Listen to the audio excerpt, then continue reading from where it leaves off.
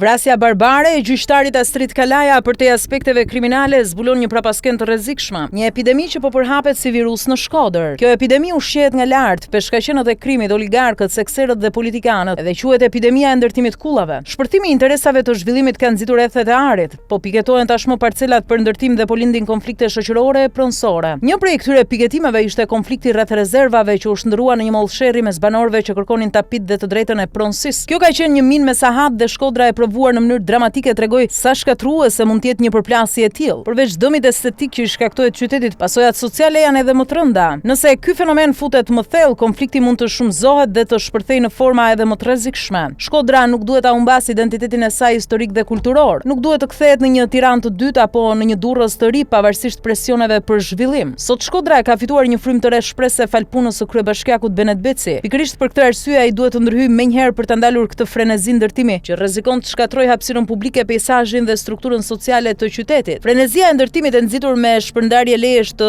ngutshme dhe pazare të errta ka shkaktuar tashmë dëme në zona të tjera të vendit, siç u pa në rastin e Thethit, ku lejet e dhëna në mënyrë të diskutueshme sollën pasoja dramatike. Shkodra duhet shmangë të njëjtat gabime. Kulla dhe betonizimi nuk i shërbejnë Shkodrës. Ata jo vetëm do ta shëmtojnë pamjen, por do të minojnë paqen e brishtë sociale dhe do të kërcënojnë integritetin e komuniteteve. Një projekt i tillë është si një shejtan që i afrohet një qytetit bekimit historik dhe mund ta shkatrojë atë. Prandaj apeli është i qartë, ndaloni këtë val ndërtimesh të pakontrolluara, ruajeni identitetin, hapësirat dhe vlerat e Shkodrës për banorët, për kulturën dhe për të ardhmen e qytetit.